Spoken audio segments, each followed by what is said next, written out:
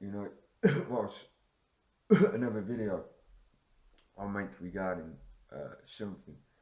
It's more based on a theory, but you know, more to do with premonition. You know, regarding the last video I made, you know, to the political activist reputation ruin thing. And, you know, where I said, where I put the video and the audio together, you know, and how it came out, how it did rightly timed, you know, earlier. What I did was I basically made this other edit of a video on there, you know, using the first clip from that, and then another clip from another edit I made. You know, I put those things together and that, and you know, basically adding the Matrix audio clip to that as well. You know, to the which you'll show. And you know, when I did it, I said to myself, you know, not to change where the audio is, and to watch it when I put it on my phone, which I did, walking on the way to Tesco. And when I saw it, you know, on the phone, you know, I did it again, you know, where I basically timed in what I said. You know, exactly, you know, like the cough bit when Neo says about dodging bullets, and I make that cough just after, or whatever that bit is. It was the same thing with Morpheus from that film, saying it, but this was a different line, and where I'd put the audio, I'll show you it on the edit and that. But it's real crazy, you know, just to imagine, you know, base it on premonition, but you know, the basis, the theory behind the Matrix and that, which I'll go into on that anyway. You know, for example, I mean, it's not the biggest sign, but you know that chair. It's a red chair that I've got, and as you know in the film, where Morpheus speaks to Neo, you know, basically, they're sitting on red chairs and stuff like that. But yeah, you know, the only difference between, you know, Neo in that film and me is there's some kind of a computer hacker or something, which I don't have the expertise in. But you know, like the main thing to do, you know, like the basis of it, the red chair and things like that.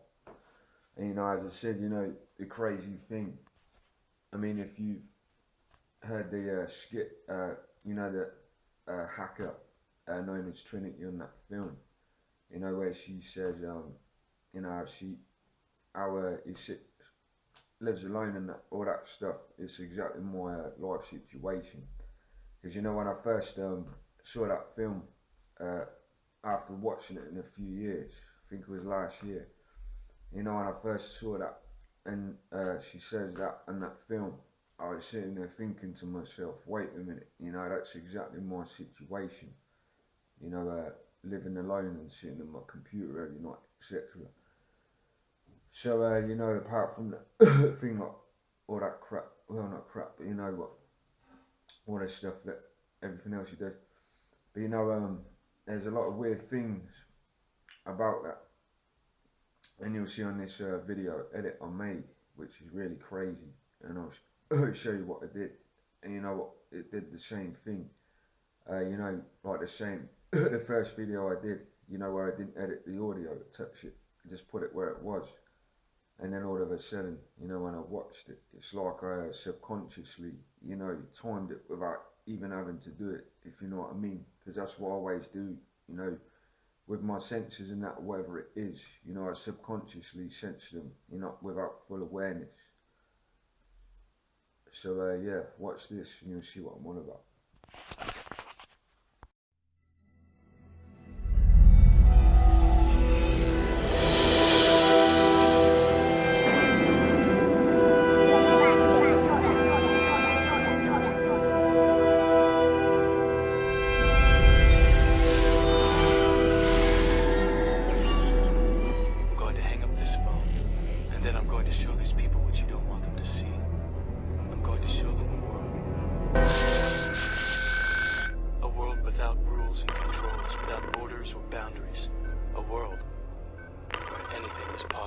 Yeah.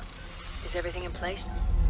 You aren't supposed to Here we leave go. me. I know, but I felt like taking a shift. like him, don't you? You like watching him. Did you hear that? Hear what? Are you sure this line is clean? Yeah, of course I'm sure. I better go.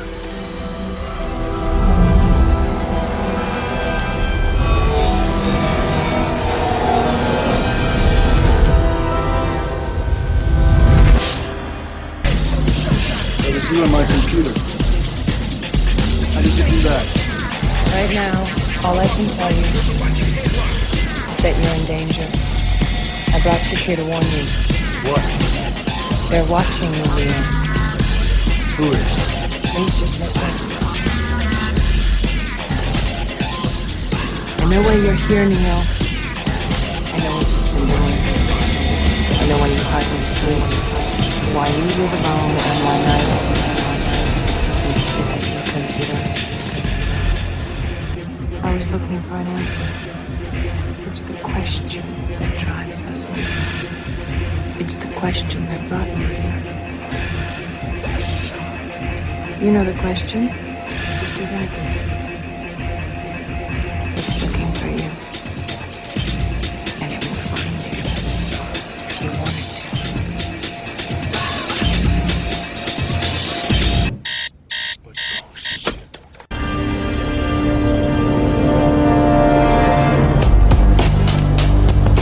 The Matrix is a system, Neo.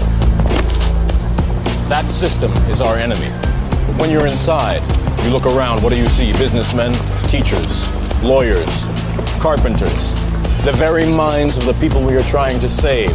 But until we do, these people are still a part of that system, and that makes them our enemy. You have to understand, most of these people are not ready to, and many of them are so inert, so hopelessly dependent on the system, that they will fight to protect it.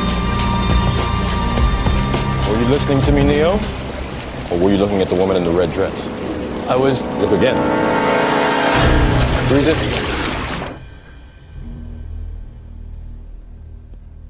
This isn't the Matrix. No. If you are not one of us, you are one of them.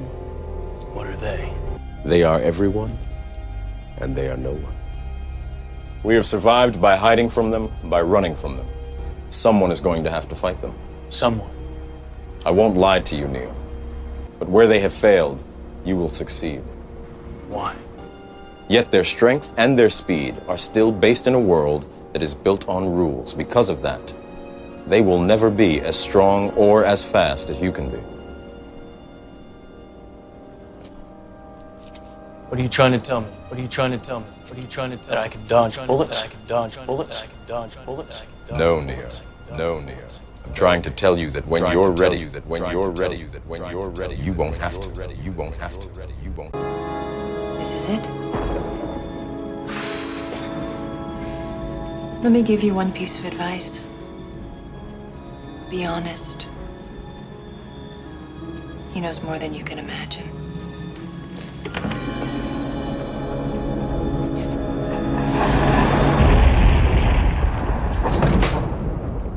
At last. Welcome.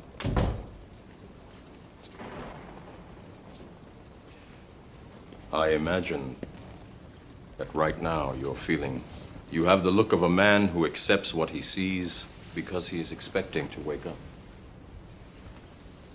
Ironically, this is not far from the truth. Do you believe in fate? Why not? Because I don't like the idea that I'm not in control of my life. I know exactly what you mean.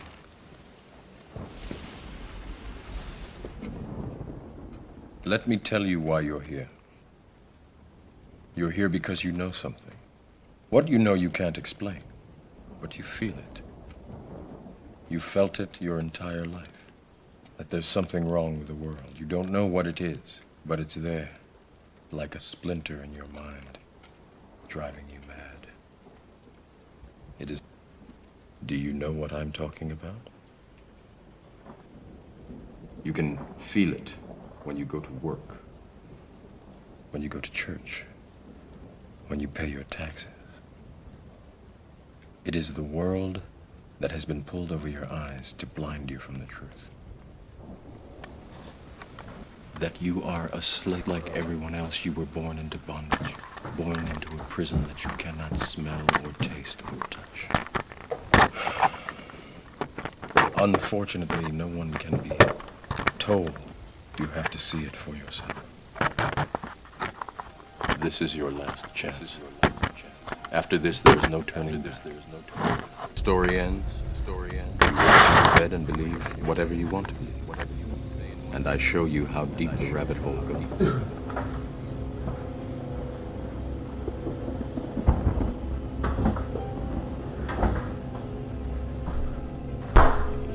Remember, all I'm offering is the truth, nothing more.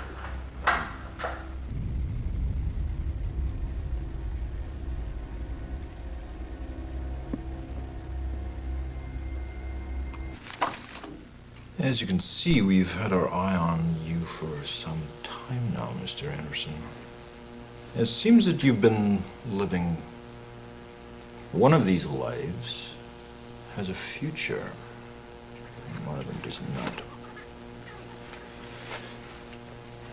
Who is it?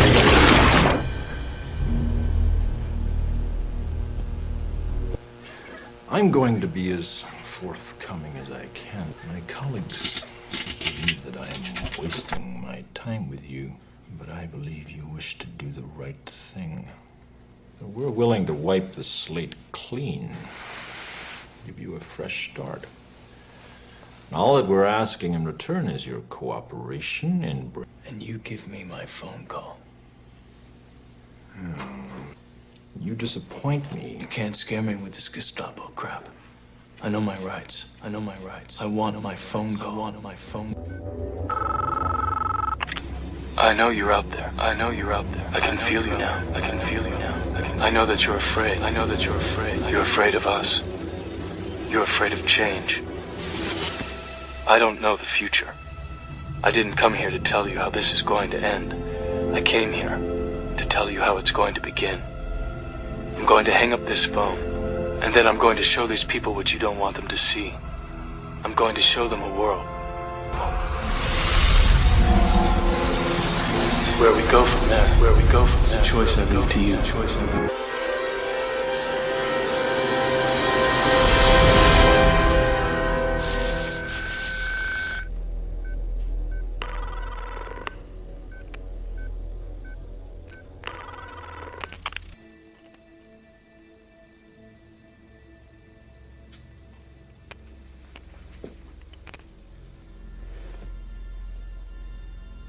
Do not try and bend the spoon. That's impossible. Instead, only try to realize the truth. What truth? There is no spoon. There is no spoon? Then you'll see that it is not the spoon that bends. It is only yourself. So that'll be left in the video. Anyway, you know, this edit and that. And you know, something else I'll tell you a story of. And I'll first tell you, you know, as you know, I don't take drugs or stuff like that, or alcohol or anything like that. All I do is smoke cigarettes. And first of all, you know, I haven't touched in a while, you know, drugs in it. But you know, down the shop, just not far from me, which I usually go to on Bath Road. You know, I was standing in there one day, and basically this dude, sitting in this car, he did what you were calling the Matrix.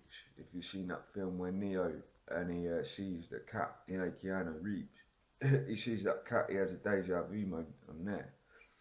You know, I had one of these, this is what I saw, this dude with a cigarette, and he was sitting in the car, and he was basically, you know, smoking a cigarette. It was half a cigarette, yeah, and he finished it. You know, I couldn't see it because of the, you know, the side of the door. But you know what he did? He lifted the cigarette, took a last breath of it, and then he threw this half a cigarette out the car window. And then what you would call a deja vu moment. Basically, he did exactly the same cycle of movement. You know, like a video on relay. You know, like looped. You know, all of a sudden, you know, he did the same motion. and he did that over again, and again he pulled out half a cigarette and he threw that out the window again. Exactly the same motion. When I saw that, I was, you know, and then my mind was thinking, you know, the Matrix as well. And you know, what I based on this was, you know, critical thinking again. You know, why would he, you know, why would he smoke half a cigarette and have another half a cigarette, you know, in the car with him at the same time, for starters, right? If that was the case, that he'd smoke half a cigarette, throw that out the window, and then I'd pick up and, you know, have another cigarette in his other hand or whatever, you know, which is half smoked, and then throw that out the window as well, you know, taking one drag from that, because that's what it was like.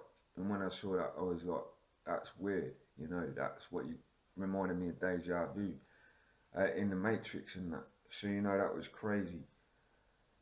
You know, Reddit, R-E-D-D-I-T, that website, you know, I know there's jokes and that in there, but, you know, in this thing there's serious topics I've seen, and there were people on there who basically were saying things like that, you know, where they've had what you would call glitches in the Matrix style things in their lives. And so, you know, there's weird things about that. And, you know, this is another thing.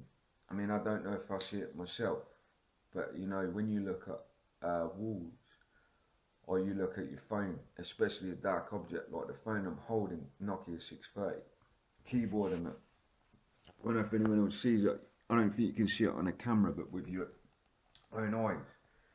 You know, if you imagine the Matrix coding on that film, you know, zoomed in on those screens, and then you imagine it, you know, like in it, how it's seen. It's hard to describe it. It's like some kind of glittery sort of moving motion going across the walls, and not everything you look at, objects, and it's like, you know, it looks like what the Matrix coding would look like if it was really small, and, you know, like if you was in a computer software program, sort of like a virtual reality. You know, that's what I see, you know, when I look at things, especially in the night time, or whatever, when it's dark and it's easier to see it, notice it and that. And, you know, as I said, you know, based on the theory of what the Matrix laid out to be, and when you look at technology now and how quick it's advancing, you know, since 80s or something, you know, people in the UK, if you remember Only Fools and Horses and that, you know, Rodney, when he was on those computers back then, were around the 80s and that, you know, and you see how technology's evolutionised so quick. You know, as I said, when I was at school, they were called CD-ROM or something, these computers were around when I was that age. And that was around, you know, it might have been about 95 or something. And, you know, when you look at, from there, how I've noticed it, you know, from memory, how far that has advanced, you know, to 2015. You know, and as I've grown up, I've seen how quick it advanced, like the Nokia 3310s and that, to, you know, the first kind of sort of smartphones, you know, and now they've evolutionised to now. You know, and then based on that, how quick, over about 20 years or less, how quick technology has advanced, you know, it wouldn't be hard to the point that sometime not far in the future, say if this is well, say basic 2015, you know, maybe 100 years or so, that they'd be able to make something like this. Because when you think of the Matrix, you know, simply put, you know, and that, you know, games and graphics and all that stuff have advanced, it wouldn't be hard for that to do, you know, this is based on theory, you know, to make a virtual reality version sort of thing like that for the mind, you know, where you could go into that. So this is all I know, what I've based from my experience and that, and it's really weird, you know, when you think about things like that, when you really do. It's like, I don't know if anyone else notices if you watch this, but you know, like, especially cardboard, like cartons of cigarettes and that, but with your own vision, cameras don't see it that well. But you know, when you see them sitting there, there's something about them, you know, with your own eyes, like especially cardboard boxes, all that stuff. You know, they sit there, and when you see them, they kind of look, you know, it doesn't look right. There's something about them. You know, that's based on a theory more than anything.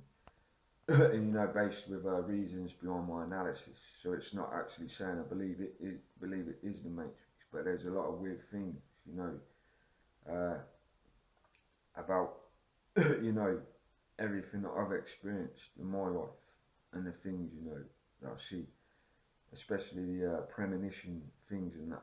As I said, you know what the lady Trinity says on that film, you know, it's weird. I know there'll be a lot of people out there who probably do the same as me, but you know, based with things to do with me, you know, not on the whole basis with Neo on that film, you know, and who he is and that, but you know, the similar experiences. It's just weird, you know, and sometimes, you know, when you think about it, it's not hard to imagine. So, you know, if anyone else sees that, you know, when I put this video up and stuff, what I see, you know, with my eyes, and or I've had those experiences and that, then you may think that yourself, because you know there are people out there, I think even conspiracy theorists, some do even, you know, have that theory themselves and that, but what they base it on I don't know, because I just base on what, you know, what I've experienced and that. But yeah, that deja vu moment, that was insane. You know, if you saw that with your eyes, you would be, you know, you'd be basically tripping out yourself, because you'd be thinking to yourself, wait a minute. And yeah, so, and this is another thing, like, and I don't know if it's just me, but you know, with music, what I can do, you know, like a fast-paced track, like a fast-tempoed hip-hop track, you know, I'm listening to that with my mind, I can make that, the tempo of that track slow down, as if I'm controlling time. And you know, when you think about me having the power of premonition, you know, to be able to see before things happen, you know, it means that obviously if I can do that, it means surely I can slow down time. And that says a lot, you know, being based on that theory. You know, that's crazy to me. You know, what I researched, or well looked up, is they said it's something to do with perception of the mind that can do it. Where you can actually do that yourself. I don't know if everyone can. All I know is I can. And it's crazy, I noticed this as a kid. I used to listen to fast-paced songs, whether it was dance music or whatever. And basically, you know, with my mind, I just slowed down my mind without realising it, and the tempo of the beat, it slowed down as if, you know, it was being done on a program or something. It's insane, you know. So, you know, I know I have some kind of ability, you know, a powerful ability with my mind to be able to do things like this. And you know, the power of my mind is the key to why, you know, I know a lot of things and sense those things. You know, like regarding the lady Inga, and you know, when I sense that I get upset, and that when I sense she's I can sense she's being hurt or anything like that. You know, my senses are very sharp and they never lie to me. So you know, with me, something about me, you know, about a matrix theory, just based on my mind, that makes me, you know, realise, you know, that everything I do is based on because, you know, whatever it is why I've been doing what I do. And basically, you know, I have the premonition to see things before they happen. And you know, as I said, based on that computer game I played as a kid, which ended up, you know, being 9/11, you know, as if I had a premonition subconsciously what I was going to see in 2001. That was 1996 when I was playing that game, and that would have been 5 years ahead in time. So you've got to imagine, if I could see that far ahead in time, you know, how far ahead in the future do I know? So, you know, whether you follow me or not, or trust me, that's another thing, you know. But, you know, I may have a mental illness, but as I said, it doesn't make anyone different, you know, if they have a mental illness. If they're delusional, they believe things without reason to them. When I make these videos and stuff, you know, they always have backup to them. As you can see, they're not delusions, first of all. And I think there were, might have been Albert Einstein. I know there was another, you know, a famous dude, whatever. He basically had a mental illness. And, you know, like an intelligent dude in history. but you know, it never stopped him, you know, from using his mind properly. So yeah, you know, that's another thing based on that. And you know, as I said, I used the keyword theory, you know, based on this matrix thing. But you know, it's more based on, you know, the power of my mind to see things before they happen. And because you know, like Loki actually says on his terrorist track, he says that there's 3 fingers pointing back at you, and what he's saying is those people who point their fingers at Jeremy Clarkson and Loki as being this are actually pointing their fingers back at themselves by trying to divert away that they're the guilty, and they're trying to you know, reflect what they are onto the person they point their fingers at. But what they don't realise is subconsciously they're pointing their fingers back at themselves. You know, I'll leave it there. Earlier, this is that bit what I put at the start of the. So you know, you always got to ask yourself these things, and why, you know, why suddenly they get shot on in the first place and accused of this and that. You know, first of all, when they're, you know, if they're speaking bullshit anyway. You know, it's a very serious matter. And this is another thing that went missing from this video, which I noticed was you know, and I'm just putting this across as a critical question regarding David Cameron. In this case, in where, you know, he was basically saying, you know, when he was being, you know, people were mad at him for not looking into investigation of the paedophile Parliament cover-up. You know, that he didn't look into it himself. The man was saying, oh, these are conspiracy theories. Now, this is a critical question. You know, he's in charge, so why, you know, why does he seem so adamant, you know, to have this not looked into, you know, if he's not part of one of those politicians that are being accused or are known to be, you know, a child abuse. Now, this is what I ask myself, critical question. And that's up to you, you know, to decide on yourself. You know what I mean? But you know, all I know is, you know, there's a reason why these people, you know, all of a sudden get shot on, and there's a pattern between it. You know, as I said, Low-Key and Jeremy Clarkson, you know, which have media, either through music or television, publicity. Well, you know, who are socialists, and you know they can, you know, all of a sudden their reputation's ruined. You know, it's more than coincidental. Especially, you know, we can tie especially in with Jeremy Clarkson, but I'll move on to Loki in a minute. As I said, you know, all of a sudden, you know, the slight comment which I mentioned, that all of a sudden, that was blown out of proportion, more than anything. You know, more than anything than you can imagine.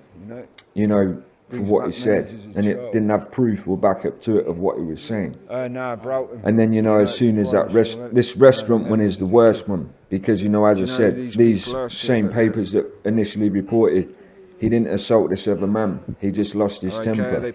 And then a few months later, the papers are saying, the witnesses are saying that he did hit this man, assault him.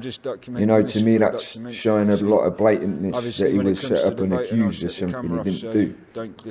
Low-key, I mean, this is what him and his friend, I can't remember the dude who's on the track, you know, that original track they made where the dude's basically talking about, explaining how it doesn't make sense about Low-Key.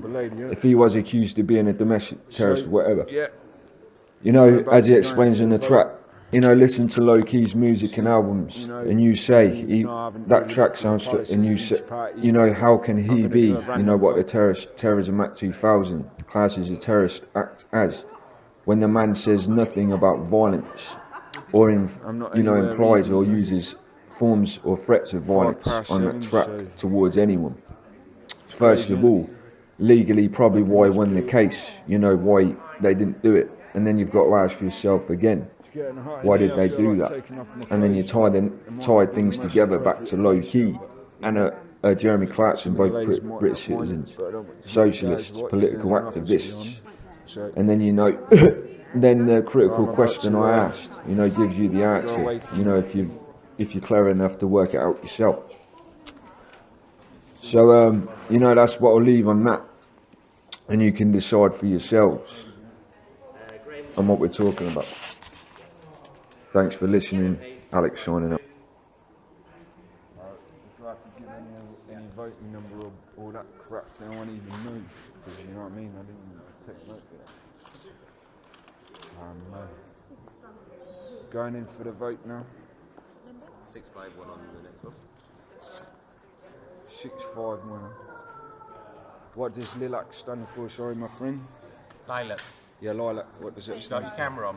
Sorry? You have to turn your camera off. Okay, yeah, that's cool. Or you're going to have to delete your photos. Okay.